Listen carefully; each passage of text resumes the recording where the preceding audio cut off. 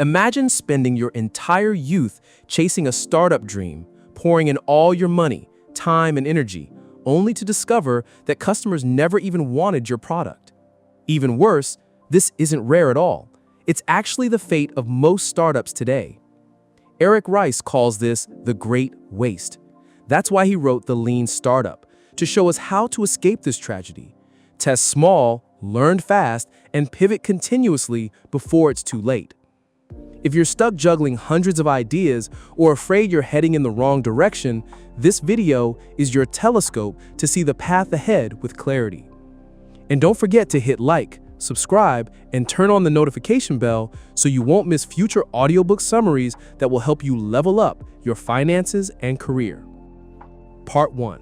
What is the lean startup? When people hear the word startup, many immediately think of writing a thick business plan, raising tons of capital, building the perfect product, launching it to the market, and then hoping customers will buy. This is the traditional way of starting a business, and it's also the main reason why 9 out of 10 startups fail. They spend too much time and money creating something the market might not even want. Eric Ries introduced a different approach, the lean startup. The foundation of this philosophy rests on 3 core principles. MVP, minimum viable product. Instead of trying to build a flawless product, startups should begin with the simplest version possible, focusing only on the core feature to test one critical assumption: do customers actually want this? The build, measure, learn loop. Build a prototype, release it to the market, measure real feedback, learn from the data, adjust and improve. This is a continuous cycle that brings the product closer to what customers truly need. A spirit of constant testing and learning. Failure isn't the end, it's valuable data to refine and improve. In other words, lean startup is like the science of entrepreneurship. Instead of relying on intuition or gut feeling, it uses real data and customer feedback to guide the way. Take Dropbox, for example. Instead of spending millions of dollars and years developing a complete cloud storage service, founder Drew Houston simply created a short demo video showing how Dropbox would work. The result? Over 75,000 people signed up for the waitlist overnight. That was a textbook MVP, almost zero cost, yet it validated real market demand. In short, lean startup isn't about doing less, it's about doing what truly matters. Instead of burning cash chasing an illusion, it helps entrepreneurs test ideas faster, cheaper, and with a far greater chance of survival in the harsh world of startups. Part 2. MVP, minimum but enough. In the lean startup, there's one core concept that every founder must understand: MVP, minimum viable product. It sounds simple, but it's very different from how most people think about starting a business. Many startups fail because they spend months or even years building a complete, feature-rich product before launching. But once it hits the market, they discover customers don't care. All that effort, money, and hope turn into ashes overnight. Eric Ries offers a different perspective. Instead of building a castle, start with a single brick. An MVP is the simplest version of a product designed only to test the core assumption that matters most. It doesn't need to be beautiful. It doesn't need to be perfect. It only needs to answer one critical question: do customers actually want this? The value of an MVP isn't about impressing customers with a wow moment. It's about helping startups learn as fast as possible at the lowest cost. If feedback is positive, you know you're on the right track and can confidently invest more resources. If it's negative, you've saved yourself thousands of hours and potentially millions of dollars. Think of an MVP like a practice quiz before the final exam. You don't have to write an entire novel to know if your story is compelling. You can write a short chapter, share it with readers, and listen to their reactions. Take Zappos, for example. Today, we're used to buying shoes online, but in the late 90s, it sounded like a crazy idea. Founder Nick Swinmurn didn't spend millions building houses and logistics. Instead, he went to shoe stores, took pictures, uploaded them to a simple website, and when someone placed an order, he'd go back, buy the shoes, and ship them himself. That was the MVP. It quickly proved that people would buy shoes online. From that small test, Zappos grew into a billion-dollar e-commerce empire. Or look at Airbnb. Before becoming a global platform, the founders simply posted a few photos of their own apartment on a small website and rented it out to people attending a local conference. It was basic, even scrappy, but it answered the crucial question: would anyone pay to stay in a stranger's home? The answer was yes, and that small experiment became the foundation of one of the most successful startups in history. The MVP reminds us that entrepreneurship isn't about jumping straight into building a massive, polished product. It's about learning step by step from the real market. You don't need a perfect machine on day one, you just need a rough draft strong enough to test your belief. Minimum, but enough. That's the smart way forward. Part 3. The Build, Measure, Learn Loop. If the MVP is the first brick, then the Build, Measure, Learn loop is the continuous process that keeps a startup moving forward without losing direction. Eric Ries describes entrepreneurship as walking through heavy fog. You can't clearly see the road ahead, but you can take small steps, experiment, and gradually discover the right path. This loop acts as the compass that guides the journey. Build. Start with a hypothesis and create an MVP, a minimum viable product, to test it. It doesn't need to be perfect or feature-packed, just functional enough to run the experiment. Measure. Once it's out in the world, observe real user behavior. Are people interested? Will they pay for it? Do they stick around, or do they quit after a few days? Learn. This is the most important step. From the data, you learn whether your assumption was correct or not. If it's right, keep going. If it's wrong, adjust. This is called a pivot. The beauty of this loop is that it minimizes waste. You don't spend years building a massive product only to discover that no one wants it. Instead, within weeks or even days, you already have real data to refine your direction. A famous example is Instagram. Before becoming the photo-sharing giant we know today, the founders launched an app called Bourbon, which combined check-ins, gaming, and photo sharing.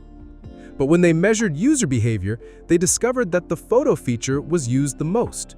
So they scrapped everything else and focused solely on photos. That pivot inside the Build, Measure, Learn loop changed everything, and the rest is history. Another example, familiar to many Americans, is Dropbox.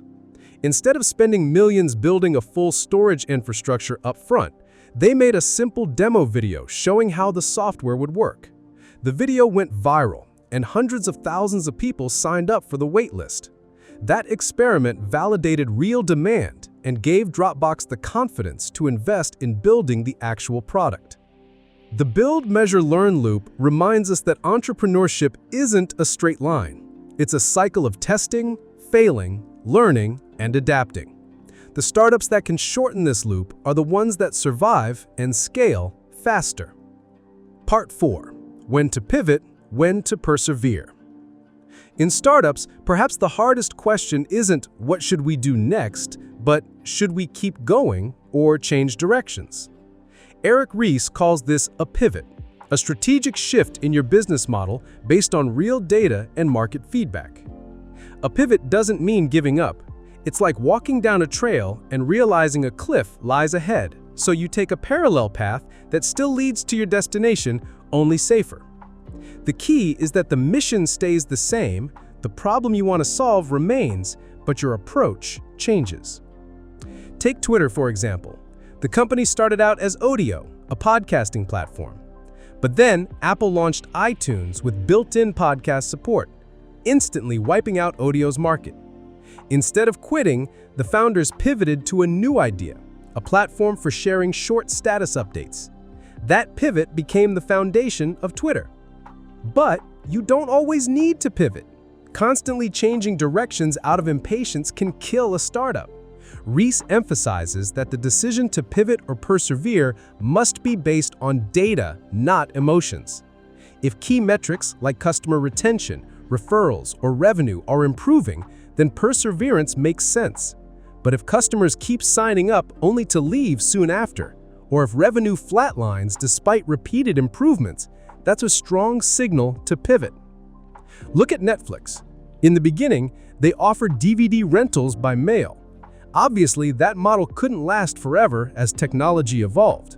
But instead of giving up, Netflix pivoted when the internet became fast enough, and later pivoted again by producing original content.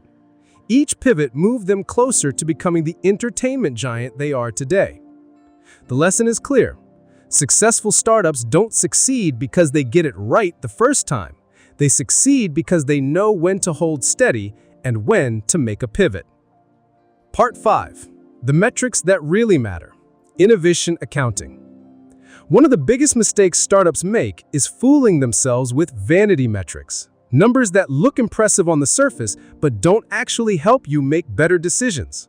Eric Ries calls these vanity metrics. Examples include app downloads, signups, or website views.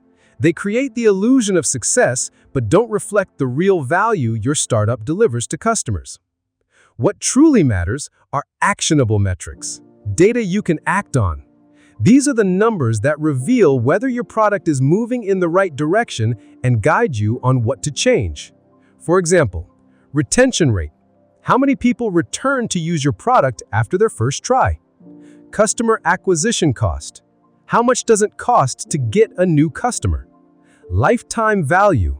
How much value does one customer bring over the course of their relationship with you? These aren't just numbers. They can determine whether your company survives or fails. Take Facebook in its early days. Back at Harvard, the number of signups grew quickly, but what truly set Facebook apart wasn't the registrations, it was the fact that students became addicted, logging in multiple times a day to connect, share, and comment. That deep engagement proved the product really fit user needs.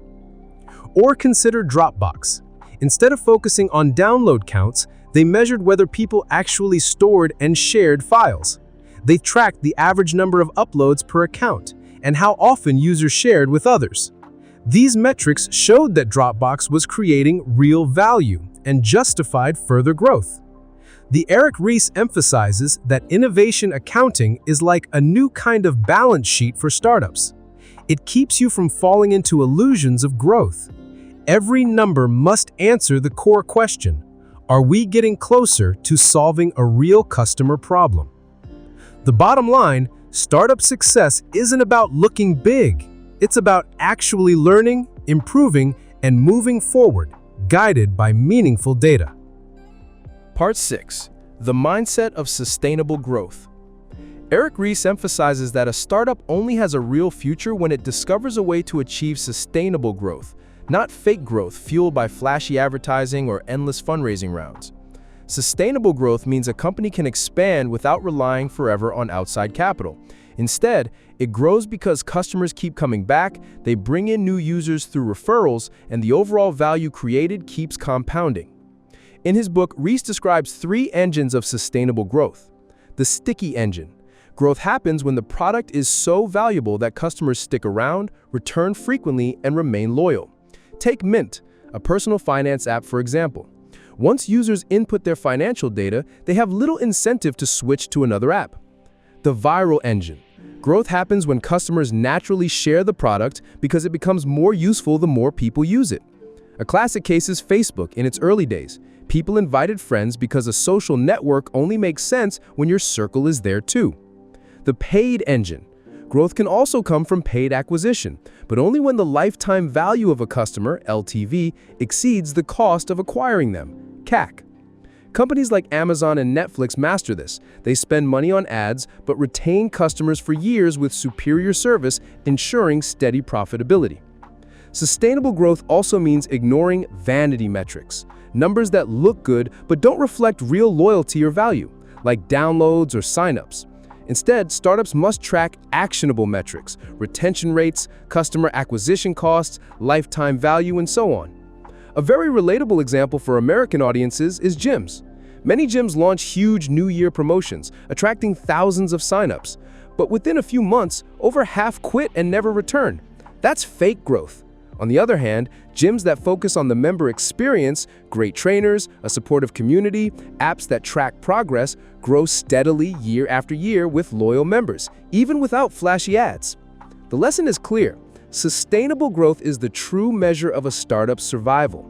You can burn money for short-term growth, but if you don't create lasting value that keeps customers coming back and bringing friends with them, your company will collapse the moment funding dries up. Part 7. The final lesson. Entrepreneurship is a journey of continuous learning. Eric Ries reminds us that entrepreneurship is not a game of luck. It's a process of learning, experimenting, and constantly evolving. The success of a startup doesn't come from having a genius idea. It comes from listening to customers, testing quickly, failing fast, and adapting even faster. The greatest gift of the lean startup is a shift in mindset. No more all-in bets where you risk everything and just hope for luck. Instead, build your business like a scientist. Form a hypothesis, test it with real data, learn from the results, and only then scale. Look at successful American startups like Airbnb, Dropbox, or Tesla. Each began with rough, imperfect versions, faced many setbacks, but through continuous learning and adaptation, they grew into global giants. The final takeaway is this: the lean startup doesn't promise instant wealth, but it helps you minimize risk, maximize opportunity, and most importantly, turn your business dream into a sustainable journey of learning. If you're nurturing a startup idea, don't wait until everything feels perfect to begin. Take action, experiment, and learn step by step. Your future won't be built from plans sitting on paper. It will be shaped by the small but right moves you make starting today. If you found these lessons from the Lean Startup helpful, hit like, subscribe, and share this video to spread the spirit of lean entrepreneurship even further.